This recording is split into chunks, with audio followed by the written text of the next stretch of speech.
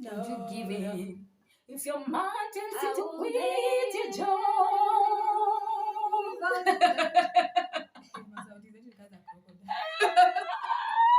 I will never, ever.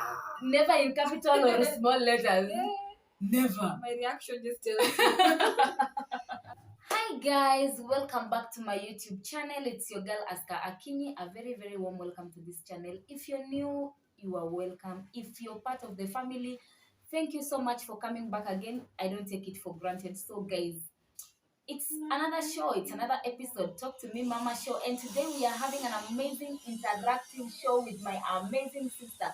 In just a few minutes, she's gonna introduce herself. Kindly subscribe to my YouTube channel. Remember to always give it a like, comment your views and everything, and above all guys, always give it a like. Don't mind about the background noise. Kuna building inajengwa hapo, but it is what it is. So thank you so much guys. We are at road to 1000 subscribers. Oh, thank you so much for believing in me. Nawapenda tena sana. Without further ado, let my sister introduce herself. Welcome mama.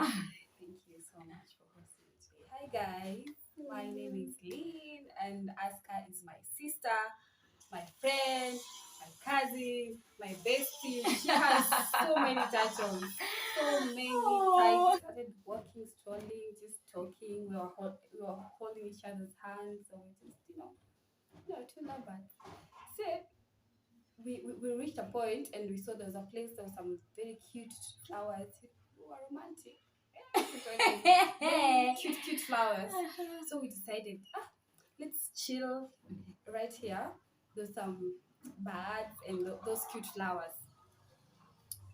Tukakaa hapo tu chini, na like it's just like a walkway. People are passing by, but very, not like a lot of people. Just a few people walking, because it's one of those two panya routes that people rarely use, but it's still a walkway. So we decided to, we sat on that place, that spot that has those flowers, romantic. So we sat there, we started talking, we talked, then, these two lovers, then we ended up making out, guys. So it was like, just all of a sudden, people were just passing, and we're like, a lot of people are passing here, and us were just, the way you don't care, you're Like in you in love. You get love. carried away when you're in love, Yeah. So we got carried away and we started making out, and we were sleeping there for those, that sky. There's some nice cute grass in that bush. I don't know how to put it. Hey. Guys, we kissed. We went out. Okay, but it was just making out. It was a bit crazy because people were passing by and were like, my mom was a teacher, so you didn't even think about that people will see you. A lot of people saw us, and there was one of these, I think, she was my mom's friend. She just shouted my name. You! Imagine the madam alikuwa amejulikana. And my mom was harsh. That was crazy. That was crazy. It was crazy. And me, I just looked at her like, kwa nini nimefanya? Like, what have I done? Is there anything I've done wrong? And you're just love. Love imekubeba, like you can't even think. You know what I did? I looked at that woman and I was like, I haven't done anything wrong. This is just my boyfriend. And I continued kissing that guy. So I feel like it was a bit crazy because now people are passing by, you see the way people look at you and they're like, you guys, what are you doing there? Like, tokeni hapo mnafanya. Wow. What? Yeah. So, just like, I'm not caring, like, So we sat, we continued with our talking and chatting, and everyone was just passing by and looking at us like it's a bit odd. Like, you guys, what are you doing there? Like, if you want to sit there, like you're in a relationship, like two lovebirds and stuff, go somewhere, like go on a date or go in the house, get a room, but Get a just room, like, but you guys are just out like there. yeah, sometimes we're just being romantic and everything, we're not having sex. Yeah, I know. But but it was a bit crazy because I feel like that's crazy. We got carried away. Wow. That's just one of the craziest things you've ever done. So that reminds me, I had one, but I'll share two. Allow me to share two. Please. Allow me to share two. So one, I remember the most craziest thing that I've ever done in my life was when my boyfriend was calling me via my mom's phone. What? And I didn't see if there is anything. Sikuona kama kuna shida yoyote na hiyo. Like, nilimpea namba yake, namba ya mother, because I didn't have a phone. And I'm like, okay, nimemaliza shule. We're just boyfriends. Yani love is silly. Love is crazy. Yani love was so silly. Nimepea namba yangu, nimepea mother. And then, this person is calling me. I remember, nilimwambia, ukinipigia, sasa yeye anapigia mamangu, anaambia mamangu, Ascar kwa karibu, naweza ongea na Ascar. The first time madhe alinipatia simu, the second time alipigia usiku saa 4. Naweza ongea na Ascar. Sasa nilisikia kama madhe amesema, amsha huyo mjinga hapa kwenye simu. Those days. You can imagine your boyfriend. So I'm like, what? Imagine I was so innocent. I didn't know at Ikitu in Akera Mother. Honestly speaking, I didn't know. Mama, I'm so sorry. I didn't know. Mother katumana, I'm sure mshenzi akuja kachukua simu. Kuamshwa kufika bedroom ya mother. Mother ananiambia ati pigia huyo mtu simu na umwambia asiye kupigia simu kwa maisha yake. Sasa mimi nimeshika simu and I'm like, hello. Yo, Kitu. Yeah, and I'm like, yeah, love. Those are the craziest things that, the craziest things in nakanga chini na imagine I ever did wrong. And then I'm like, hello, mama, nimesema chukua hiyo simu uambie mtu. So nikakata simu. I went back to sleep. I didn't even see that there was something wrong with that. And then there was another time again. This boyfriend of mine calls. Tulikuwa tunapikanga kwa jikoni ya huko nje. This boyfriend of mine calls again, and my dad was around. Then hiyo ndo time when nilistop because niliona kumbe it's not right. Nikaona my dad told me, mamangu akasema unajua vile mama anakuanga na moshene. Bado mbona mama anakuanga na moshene? My mama akamwambia my dad, kuna mtu wa Ascar apiganga hapa simu na nimemkataza asikini, nikaitwa na shanga mbona dada amewaka moto. And then my dad was like, wewe sijai kuchapa lakini leo nataka nikuchape. Nikasema kwani nifanye nini? Mala ananiambia ni historia nini? Ni historia nani amekupigia simu. Nikasema kwani shida iko? Wakaniambia unapeanaje? Piga hiyo simu. Hiyo ndo siku nilipiga simu na nikaambiana usiku unanipigia nini. From that day nikadelete namba kwa simu. So another craziest thing I've ever done. And I don't think if I'll do it again. Actually, I was so stupid, and I think I was so in love, and I was stupid. I'll say I was stupid. Everybody goes through that. Stupid in love. I was so stupidly in love, and this is the most craziest. Actually, this is the most craziest thing that I ever done. That same guy, that love. Akanipigia simu tumekosana. Already alikuwa ameshika kwa another craziest thing, like stuff like that. Then I was crying and pleading and even kneeling on the phone. Na nila mabaki nisame.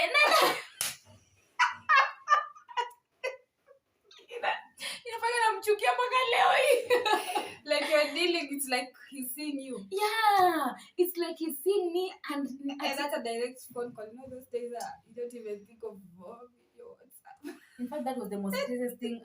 Na huwa nasikia vibaya sana mpaka sasa nikikumbuka. So I was like, Ascar, honestly speaking. So like you're telling him, yeah, I'm on my knees. Please forgive me. Na kweli kabisa ndio nimeenda kwa knees, honestly speaking.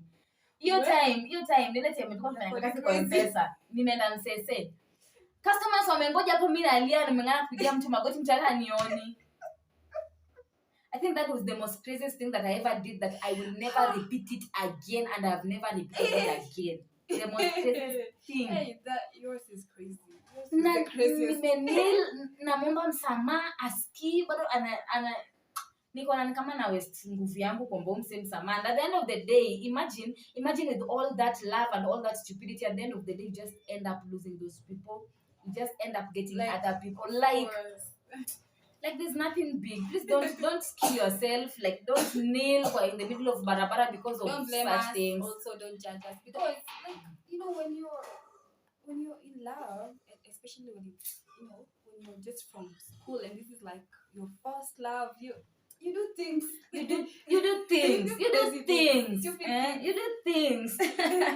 So guys, let's go to the second point. The second point is, do you have you ever been caught red-handed?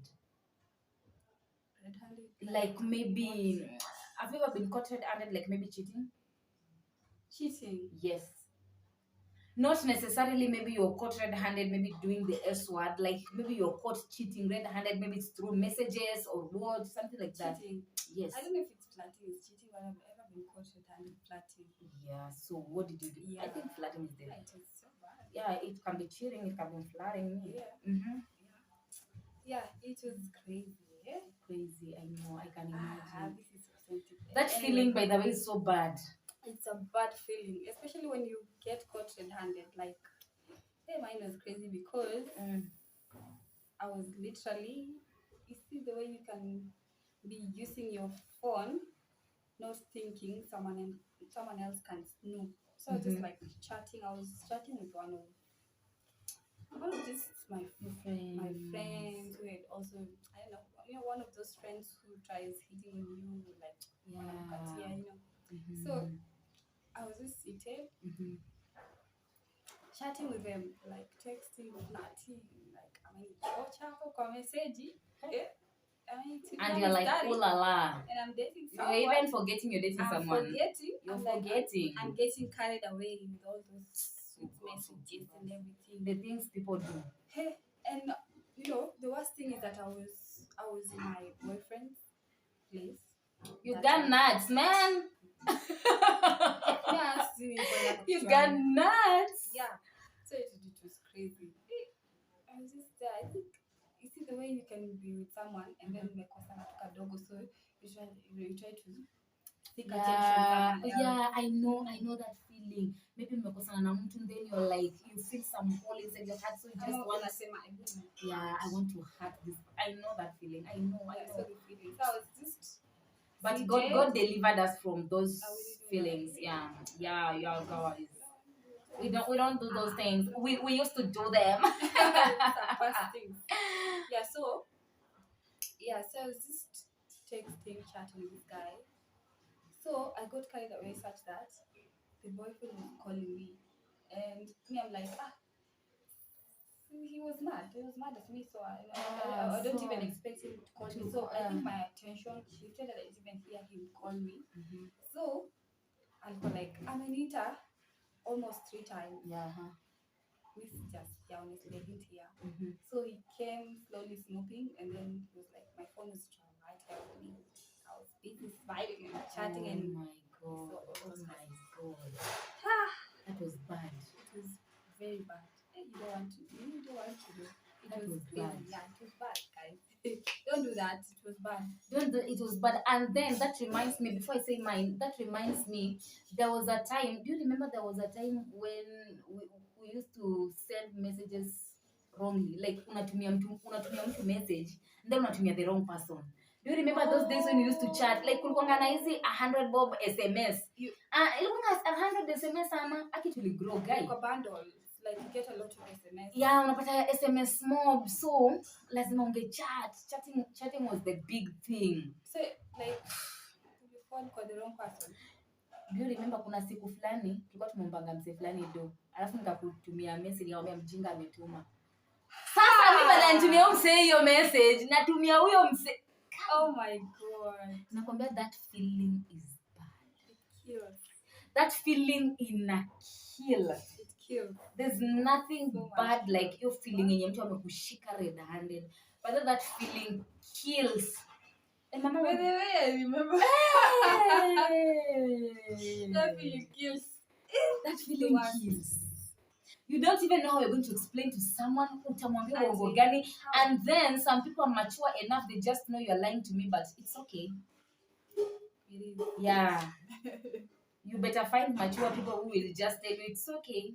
They know, they understand their lies. So have I ever been caught red-handed? Yes. Badly. Guys, Tell us. let me just not say, but just know it was badly. And Just say.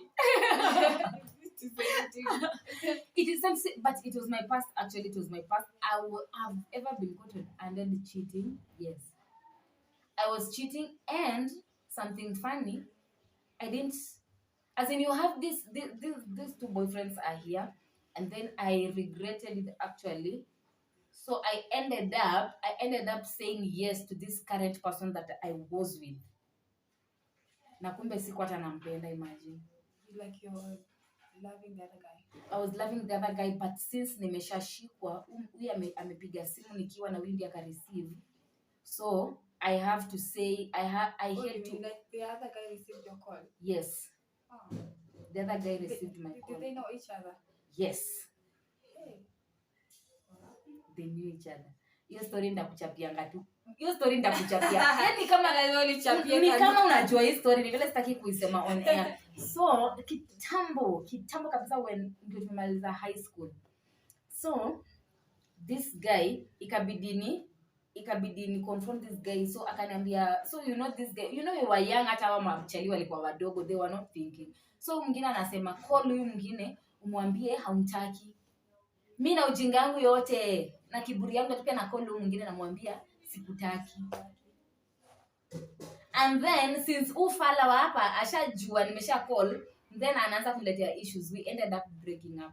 And you guys, I was caught red-handed, and that is, you know, when you are caught red-handed, sometimes you make wrong decisions. Kindly, please don't make wrong decisions. If you're caught red-handed, would rather, even if hauna huyo mtu hapo karibu, mtu mwenye unamtaka ako mbali, just go to huyo mse mwenye ako mbali, because sometimes you can make wrong decisions. Or even, the best thing I think it is silence. Don't even defend yourself.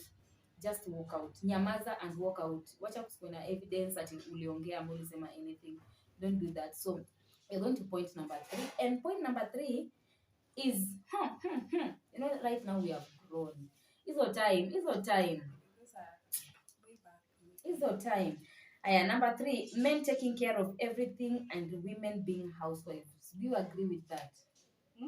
As in, do you agree with this belief of men will always be men and men will take care of everything, and as women, we just need to be in the house and take care of the family? So do you agree with that? I'd like to just sit there, sit pretty so that, you know, my man can provide everything. But it cannot happen. Not in this earth, guys.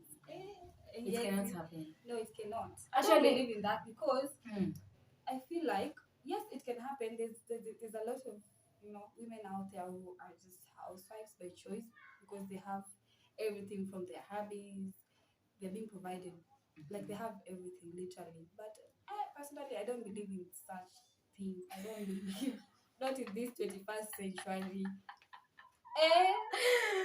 This earth is hard. You don't believe. This earth is hard. You don't believe. Yeah, there are nice men out there. The nice men who just want. Because I know of a friend, she's married, and don't get me wrong, guys.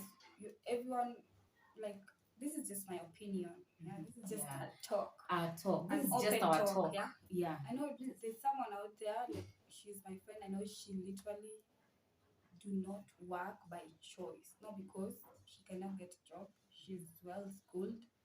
She's got the paper. She's got everything that can make her get a nice job or just, you know, get a business. But all she does is to just sit pretty. Sit pretty, not just sit. Sit pretty. But personally, if you ask me, I don't believe in such things. Like you just sit there and someone provides everything for you. Yes, there are men who do that for their women, for their girls, friends. You know that they're men. Like maybe 20%. 20? No, no, no, no, no. Or 6. 6. Yeah, 6%. Overdo. Yeah, overdo. 6%. Yeah, overdo. Overdo. Yeah. Yeah, guys. Yeah.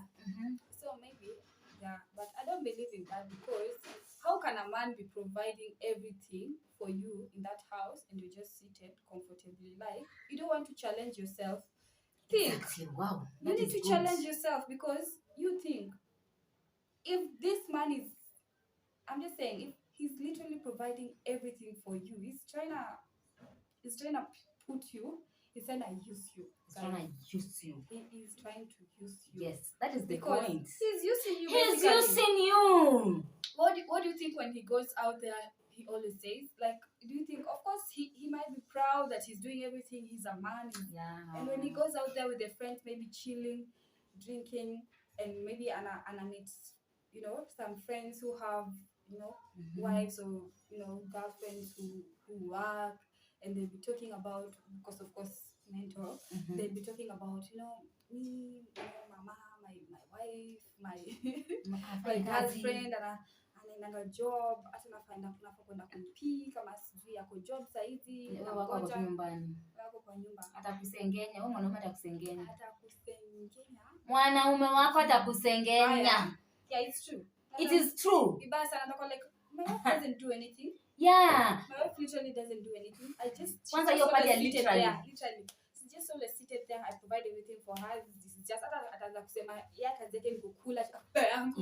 Imagine that is so bad. It's so bad. It's so bad. Like challenge yourself. As much as you have a man who wants you to just sit pretty, do other business on the sides. Even you don't have to tell him. Like fanya vitu zako, mwambie hizi vitu za chama nini. Like just find a way to do things. Like find a way to find yourself.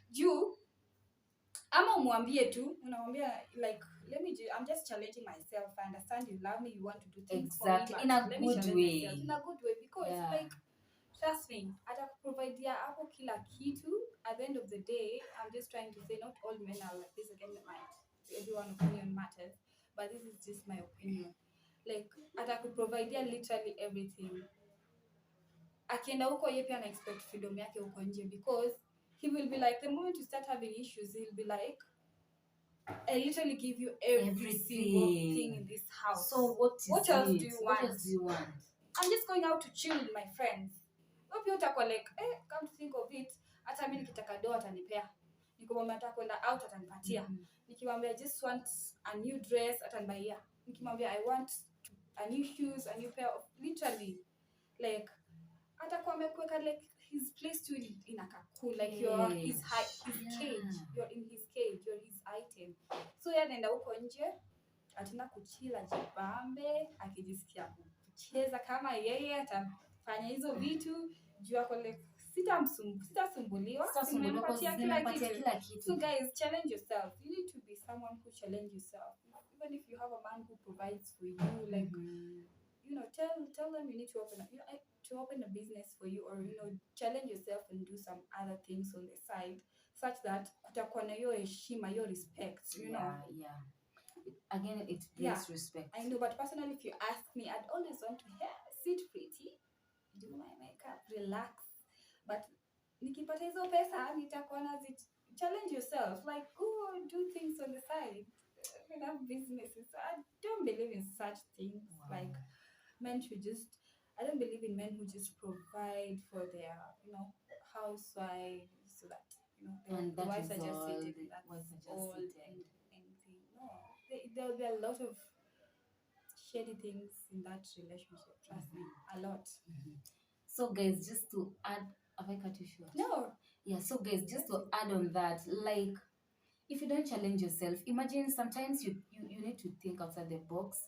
Like if you're that person when yes, it's a world, maybe it was believed that men wanafanya kazi, wives wanakaa kwa nyumba. So what about, these days, me I just always be frank. There's death, there are accidents, things can change upside down, anything can happen. We are living in a world where we just need to have change.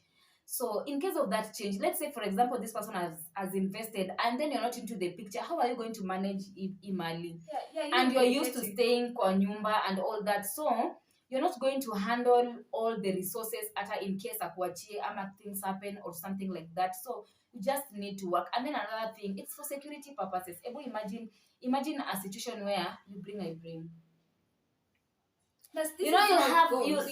you'll have a say, you'll have a voice. You bring, I bring. Money has voice. Money has voice. When you don't have money, your voice. Able try to check when men have money. Wanakwanga na kisauti. Sauti. Wanakwanga na kisauti. Kama wana do steps zinarudi. Zadi chini. Like other not just men, even you. Even me. When I have money, I'm like, who? When I don't have money, I'm like, so money do iko na voices. And we're not saying that housewives are not doing it. There are so many. There is a lot of things that is going on in the house. A lot. Like me right now, I'm just staying in the house, and I will tell you that hakuna kazi ngumu kwa hii dunia kama just sitting down and taking care of your family. And the society imeiweka like if you're wewe kama wewe ni housewife, you're doing nothing. So kama wewe ni housewife, you're doing nothing, and even the person you're staying with amekuwa carried by the society, anaona you're doing nothing. Unapata mtu ameingia kwa nyumba na kuuliza umekuwa ukifanya nini tangu asubuhi? So this person, remember, doing a lot in the yeah, house. remember you are a housewife. This man has employed you because unamfanyia kila kitu. This man has employed you. So if you are wise, you also, and that is why people employ. Unapata watu wako na nannies, watu wako na house helps, so that you can even do other things, so that you can be yourself. But you cannot even be yourself, imagine. So I think that one I also disagree with it. So we are going next to the other point. We will try to rush. So do you believe in sorry guys. Will you be comfortable in a relationship where you earn more than a man? And if yes or if no, why? Will you be comfortable? I'd be comfortable personally. I wouldn't. It's a yes or no question. I have two sides of it. Yeah. Yes, why? It's because it depends on the situation. Let's say in a situation where sometimes you are maybe, let's say the man and earn more than you're earning, and you're not earning as much as they're earning, and then like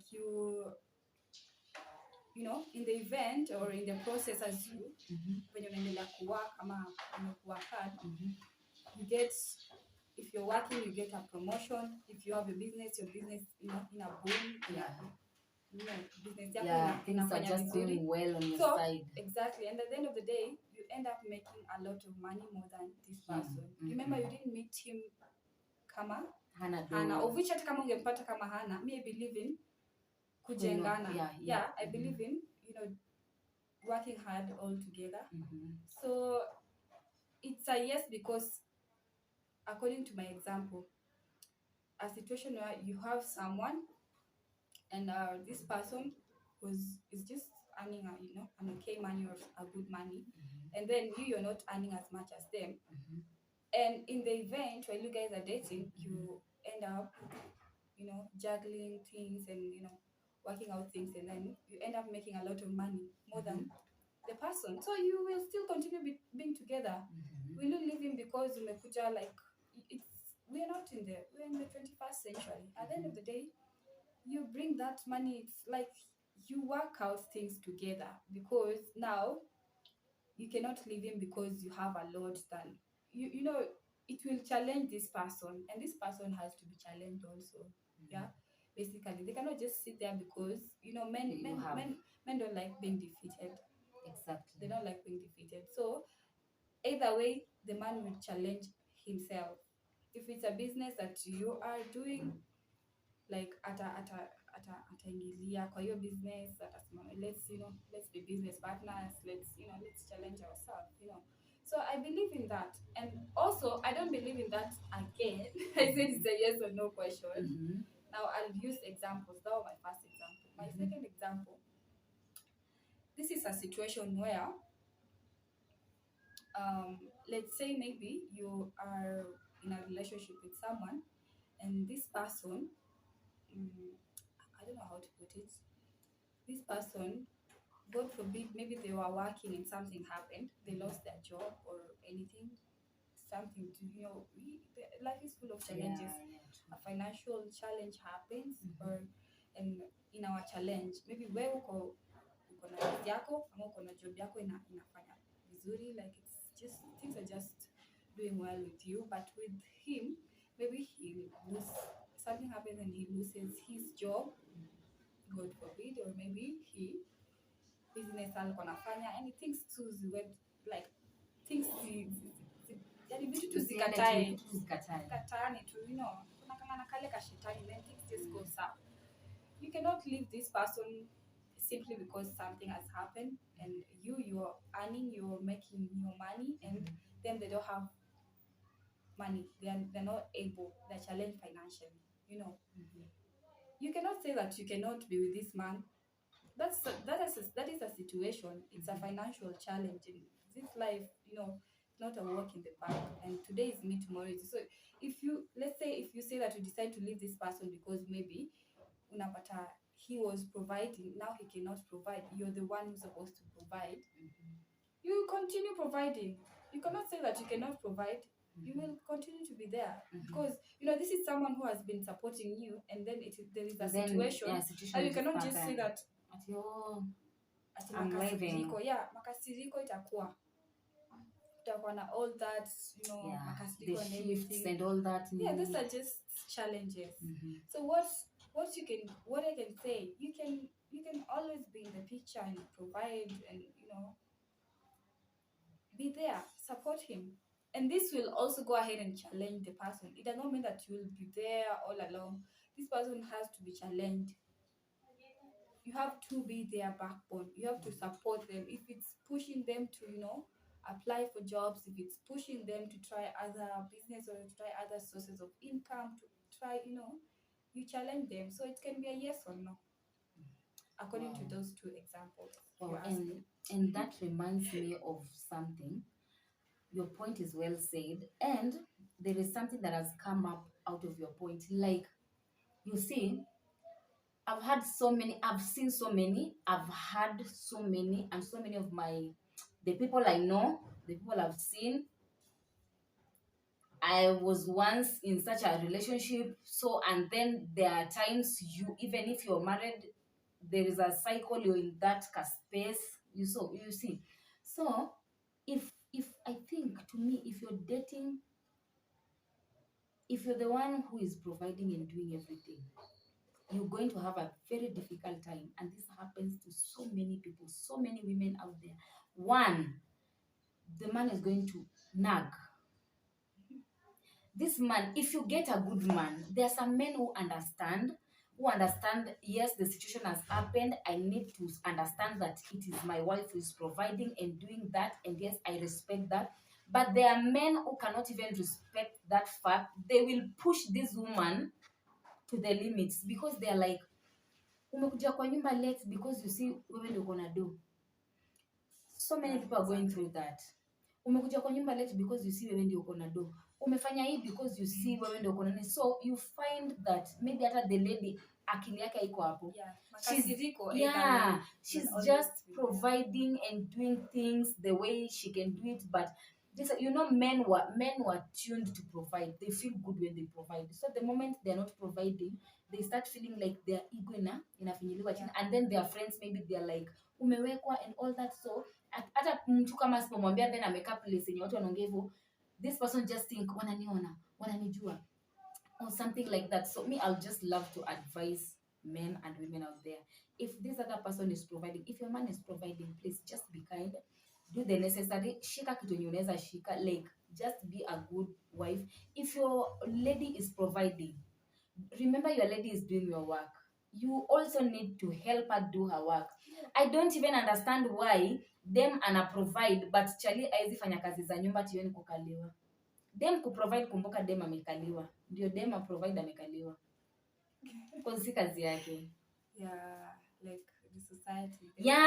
The society we are living. Si kazi ya dem. But the society we are living, it is okay for a lady to do those things, but a man cannot do so. I think pia go into personal levels. Vile mmesikilizana na mtu wako, like you talk frequently, you try to make sense to them that this is what happens when I go kutafuta, at least you help me do 1 2 3. As in businesses, when an opportunity comes, you try kushikilia and all that, and but then that is it.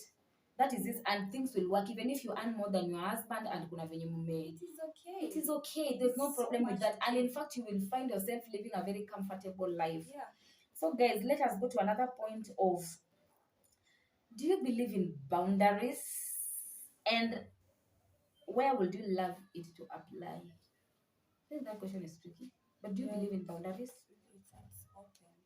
Boundaries, like boundaries in a relationship. Like boundaries in a relationship, like setting some boundaries. Like for example, you can be in a relationship and then, as in mmekuwa tu, you guys are just free, as in you're free, or would you love to have some boundaries? Like in your relationship, would you love to have some boundaries, or even if you don't have boundaries, would you love? If no, what is your take in boundaries? Not everybody I would don't know love to if I have understand that boundaries. question, but I think the way I've understood it is like this. So for me, I believe in boundaries. So if you and your person, if you're in a relationship, I know you're open, you trust each other and things like that. But there's also boundaries. You have to set boundaries in as much as you're open. Like you don't want to be so much into each other such that okay, I don't know if what I'm saying is making sense. It's making sense. Like if you are in a relationship, yes, you're in a relationship, but you have to set your boundaries as well, such that by the time you got into that relationship, you already talk things out. Like this is what you like, this is not what you don't like, this is what, like, you and your partner knows everything, you know. So maybe I'd say maybe you need to set boundaries, especially when it comes to family and friends, guys. Family and friends. Talk, mama. Yes. So you need to set boundaries. Yeah, it's very important, especially if you are married or if you're just dating. Like you need to set boundaries, guys. And they help. Yeah. Yeah, that's they help. family, friend, and they help everyone. You need to set boundaries. You really need to set boundaries. Like go to mezoeana See, to yeah, on see, such a assume way that you're that this cool person, this that I'm cool just cool, person. I don't care, I don't give a damn. So, guys, it is very important. Yeah, it's very important. You need to set boundaries. There's no way out. Even Especially when me. it comes to family from both sides, friends. You need to set In boundaries. caps. Yeah, just set Friends boundaries. in caps. Yeah. Yeah, so guys, even me, I would love to set boundaries. I would love to set boundaries everywhere, in friends. I would love to set boundaries in family, both the families. I would love to set boundaries even in finances. I would just love to set boundaries. This is me. How do you set boundaries in finances? Okay, do you know what?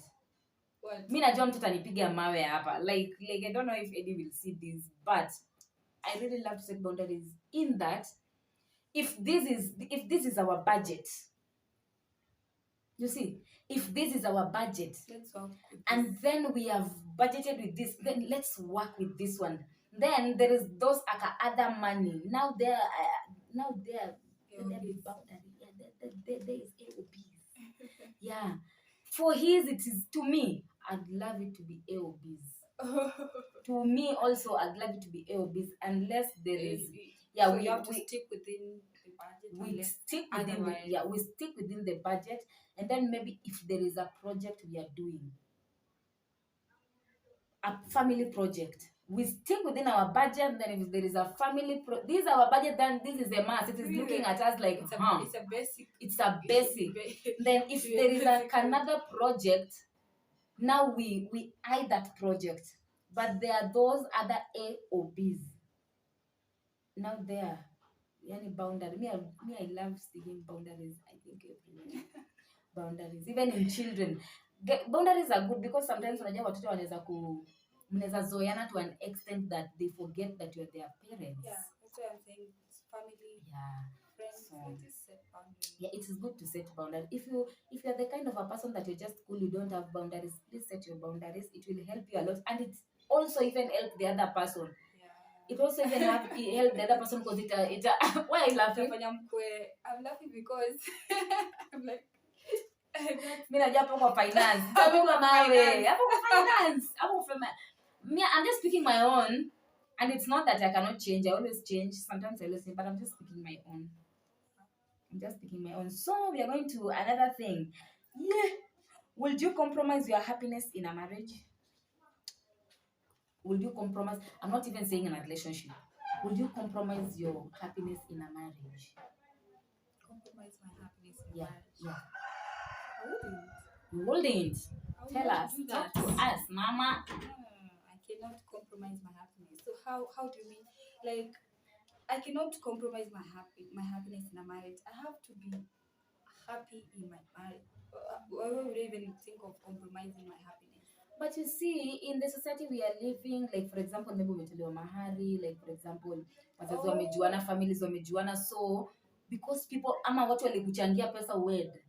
Now you know you have to live na watu. No. And it's so wrong, guys. Yeah, like, if you are doing that, stop. Don't ever compromise your happiness because of other people. Yeah, what will people say? Or maybe because of the society or because of your parents. Family. It is you. It is about you. You're in that marriage as you. You're not in that marriage with the society. You're not in that marriage with family members. You're not in that marriage with friends. You're in that marriage, you and your partner. Especially when Two you have people. Yeah, and I'm sorry to say this because guys in marriage don't like guys, sorry to say this, but don't even think of compromising your happiness, especially in a situation where you're in an unhealthy marriage. You do not have your peace of mind. You're sticking in that marriage simply because I'm married. Like I'm married to this guy. I have a name. We even did a wedding.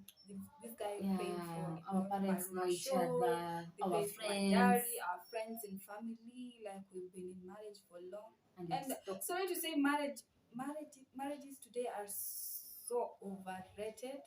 Marriage is so overrated, especially when people go for all this marriage, all this introduction and payment of dowry. I know that someone thinks that they own you like their property.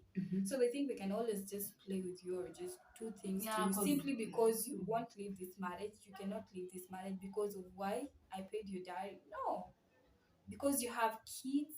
No, because you have kids. Not because you have kids. Don't ever think of compromising your happiness, because first of all, why?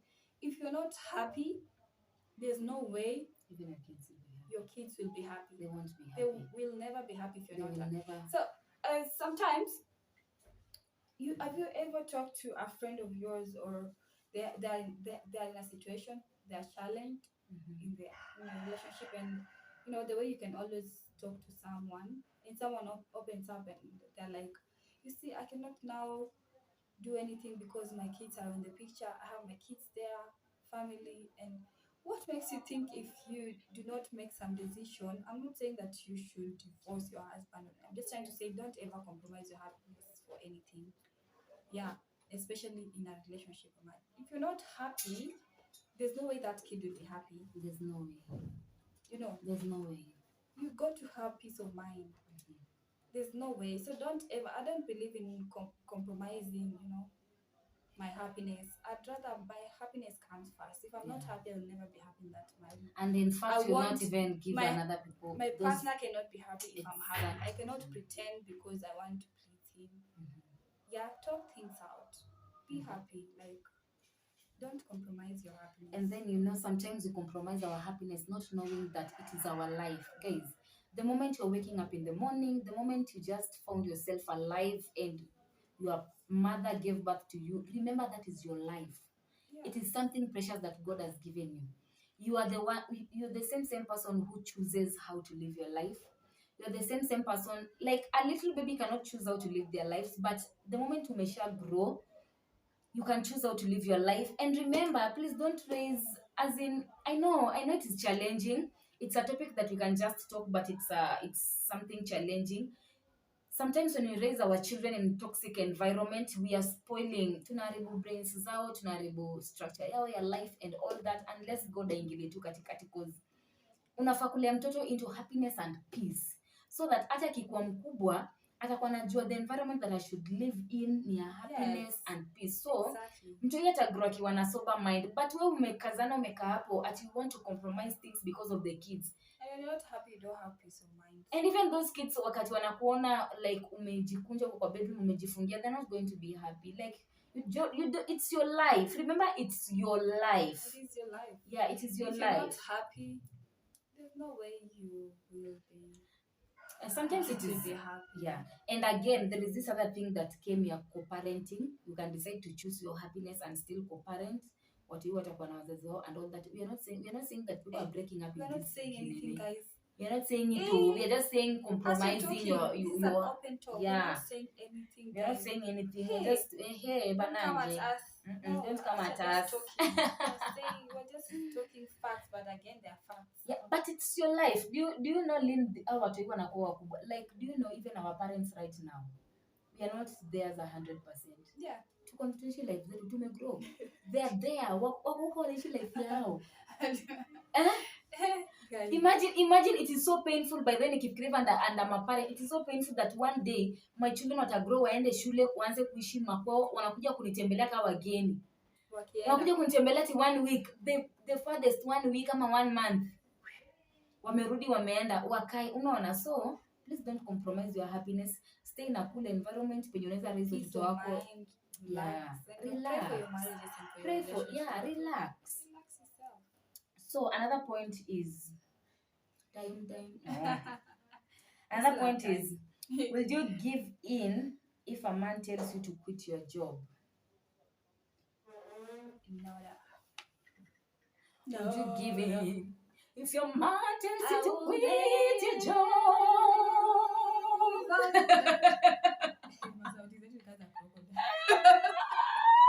I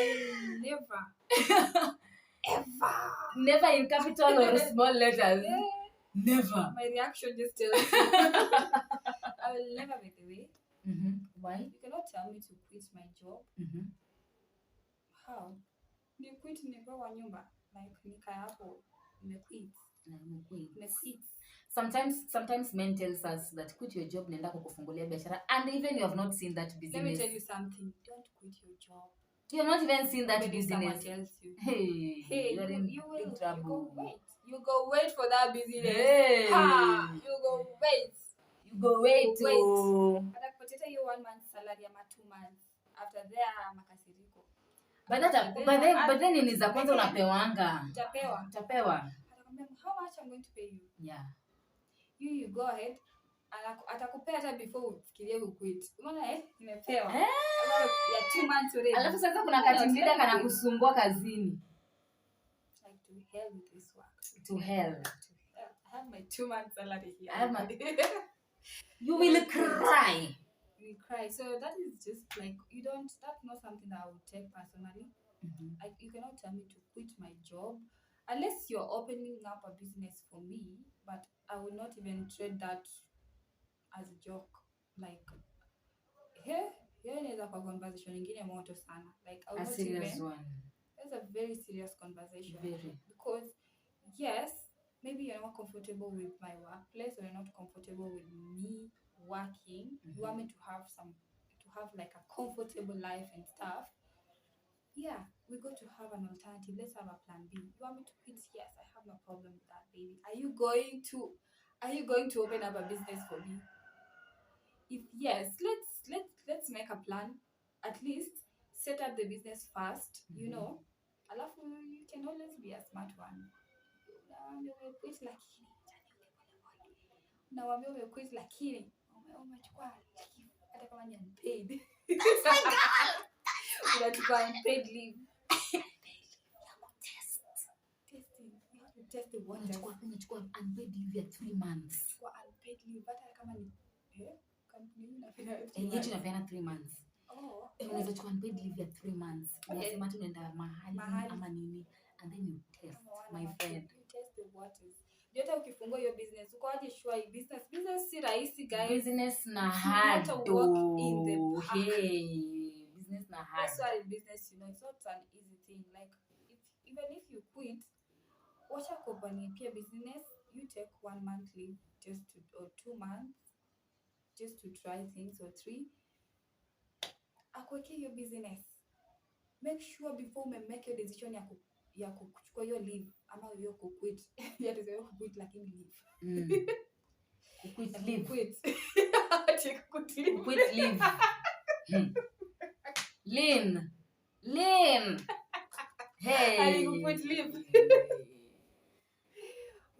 You will be frustrated. You will be so frustrated. And there is nothing but like when you had your own money and now you umekuwa beggar, you will start begging.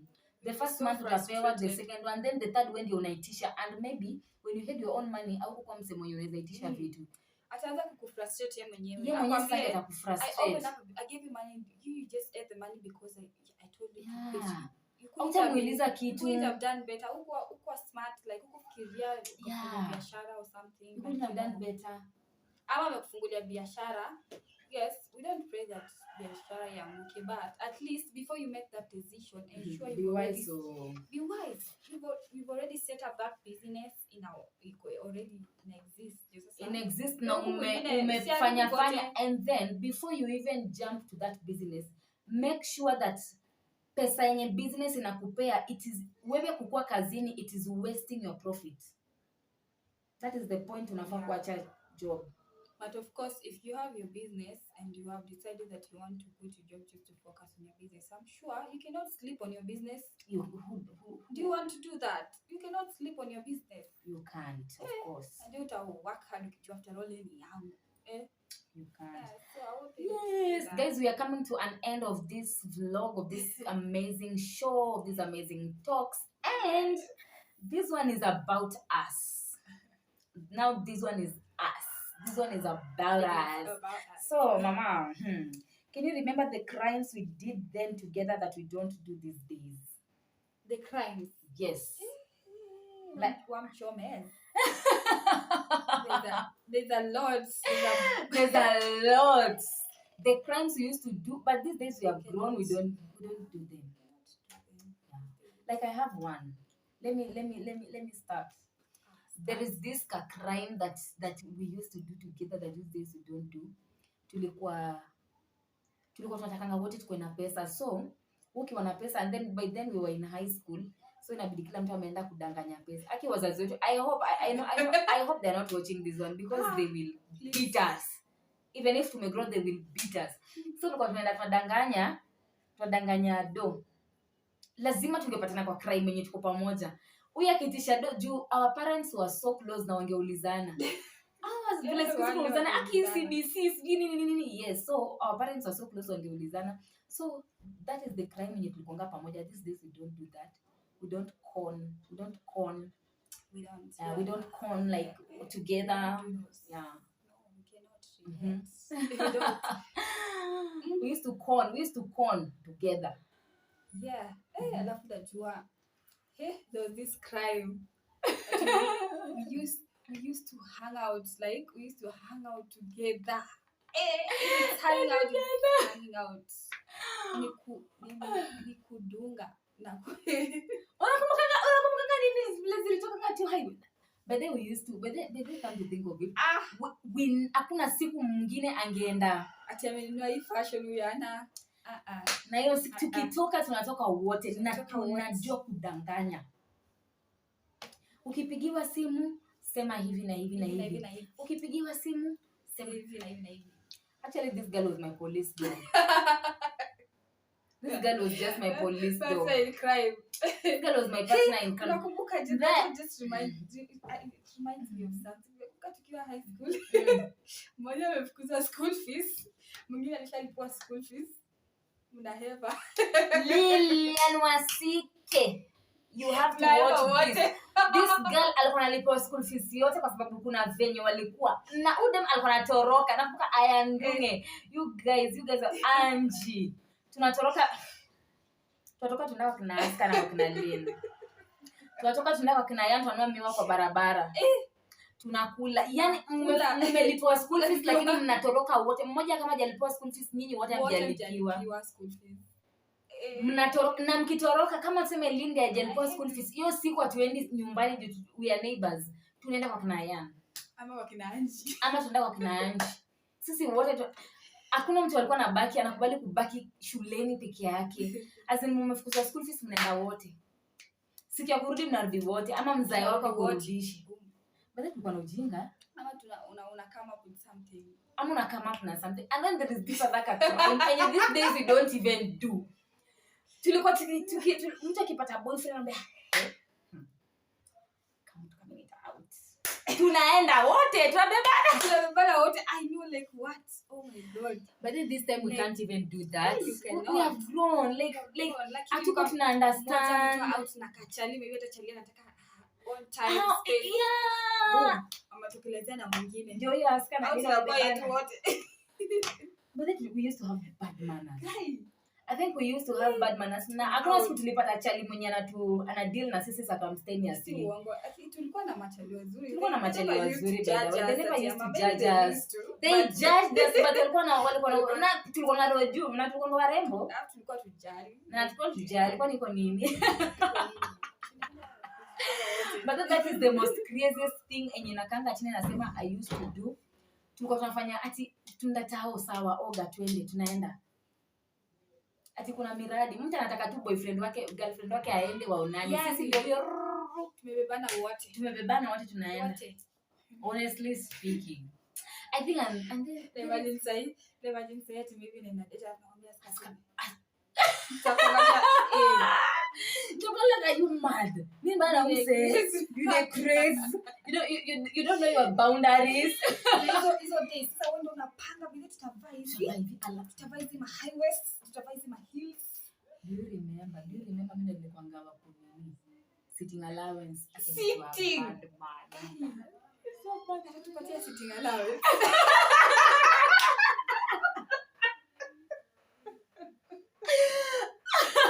Aki, we have grown. Wow, guys. We are better. This one is my partner in crime. We are better. And then Lynn was like, mimi ngonga roju. Mimi siji kuomba. Yeah, mimi ngonga roju. Sasa tumia kipi yake sasa muomba. Tuweza kupanga hapo ni tutaomba. I'm telling you guys, the things we did that growth made to change. Yani ni mob. A lot of things. Yeah, so guys, we are coming to an end of this episode, and then that is it. This is the last point. What is the type of a relationship you would love to be in? As in, we've dated. We've dated. We've been in these things. We've been in a relationship, various types of relationships and all that. And back then when we were early 20s, hatukuwa tunajua vitu zingine, si ndio? Then right now there are some things to know. So what we do, like for all those lessons so far, there are so many things we don't know uko mbele, and we admit that we don't know. Yeah. But so far what we know, what type of a relationship would you love to be in? I'd love to be in. Yes. Okay. A tough one. This is tough, by the way. And sometimes even the relationship we will answer. Yes. You want me to start first? Would you love to be in? I mean, a relationship, what is the type you would love to be in? Like now you want to be that, or are you trying to say? No, unataka nikujiwe hapa saa hii niambiwe hiyo YouTube channel ikastop. I'm just kidding. Hiyo YouTube channel isimamishwe. Okay. So we all want a peaceful relationship. Mm-hmm. Yeah, I want a peaceful relationship. Like, okay, sija bring your nini vizuri, like which type of, yeah, it is okay. Huh? Yeah, it is okay. You want to rephrase? I wanted to rephrase it. Please like rephrase it. Which type of a relationship would you want to be in, and with which na type gani ya, as in mwanaume, type gani ya mwanaume that you would unaweza mwa. Yes, you know, in a relationship there are so many things that happen. Even in marriage there are so many things that happens, ups and downs. But what is that thing that if somebody gives you, then you can be able to bear with these other things? if that Oh, relationship okay. offers you, then Yeah, I these think I other understand. things, yeah. Yeah, I think now I understand that Uh-huh. statement. Also, me, I'd say I want to be. I value my peace. Mm-hmm. If my peace of mind, there's someone who said that peace of mind, someone who has peace of mind is the richest person. Mm-hmm. So me, I value my peace of mind a lot. So if I'm just in a peaceful relationship, Mm-hmm. I value peace of mind. Like Mm-hmm. I can easily just I can, like peace of mind, it can make you do things comfortably, Mm-hmm. easily, You just like want work somebody who out understands you things and who together. I just want gives someone you who understands me and peace. someone gives me peace. Wow. And I also, and I also want someone who is my support system, like someone who is always there for me, Mm-hmm. like someone who supports my dreams, supports, Mm-hmm. who gives me like who is my better, I don't know how to put it, like someone who just supports me. Mm-hmm. It can be, you know, Mm-hmm. Mm-hmm. emotionally, financially, like it Yeah, no, should be it's an your support all-round system. person. It should be just my support system. If I Wow. tell them I want to do this, I have this project, they should be there for me. Mm-hmm. Like they should, encourage me. Mm-hmm. Match my load. They should always be there. I just want someone. Basically, that's just it still It's, rounds up to yeah. peace of mind. So someone who gives me peace of mind, Mm-hmm. someone who is there for me, Mm-hmm. someone who does not nag me. Like it's still peace of mind. Yeah. It's still peace of And mind. of course, if you have peace of mind, you're the happiest person. You're the Someone happiest. will also give me happiness. So, Wow. So, guys, we yeah. are just the same. Actually, as we've seen so many things, we're just thinking the same. We've been into the same kids, we've been into so many things the same. We are thinking close to the same. Same to me. As in, there is nothing important in this world like somebody allowing you to be you. When you're in marriage, remember, you can get into marriage and then you forget that there is a scar. Remember, when you're into marriage or you're into relationship, you become a mother, you become a wife. Then there is this like a part that people forget about it, which is you. So many people forget about this you. So many men will deny you this you. So many children will deny you this you. So if you get people who support you to be you, to be the you that you are created to be, I think that is it.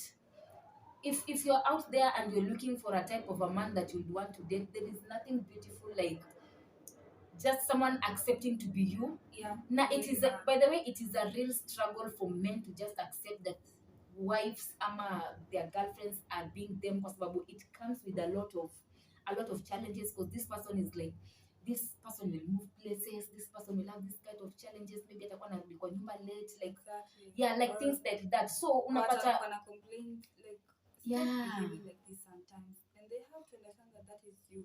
Exactly. So if you get somebody mwenye anakuunderstand and somebody mwenye anaaccept ukue wewe and somebody mwenye anaweza kusupport, I know it is very hard.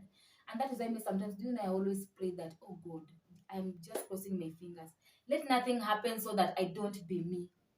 Sometimes you forget about yourself and you just want to stay in the house and just be a wife and just be a mother and just be this what, and you forget about yourself.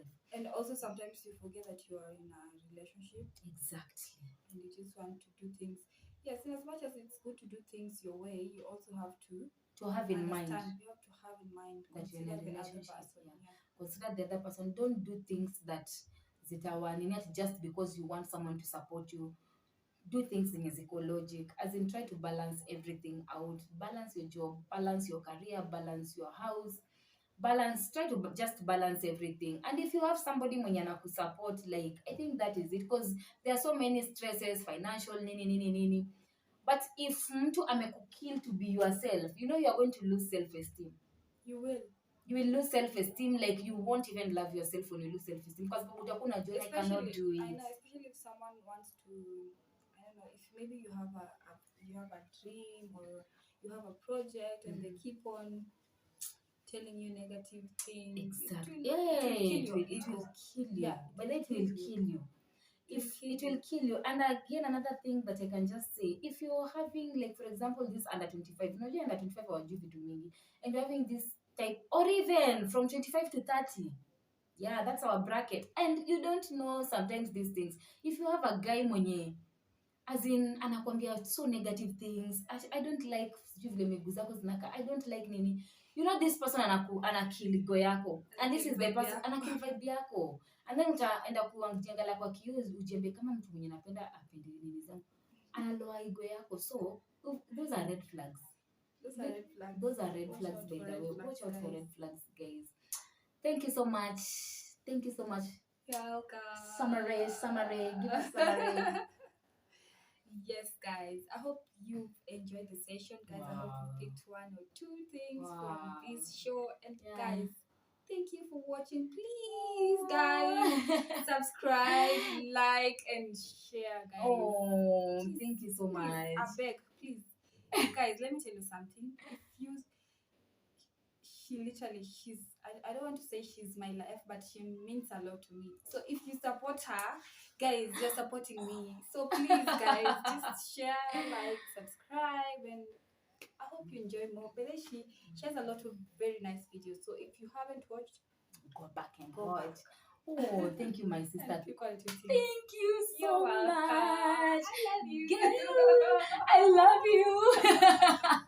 Guys, I'm so excited. Actually, this is one of my best videos that I've ever wanted to do. And today I have just done one of my best. One of these fine days, we are going to air out our stories with this girl. How we started and how we ended and how we are continuing. Today was just like testing. So guys, nawapenda sana. Mungu awabless. Thank you for watching till the end. Remember to subscribe. What do we tell our viewers? Subscribe.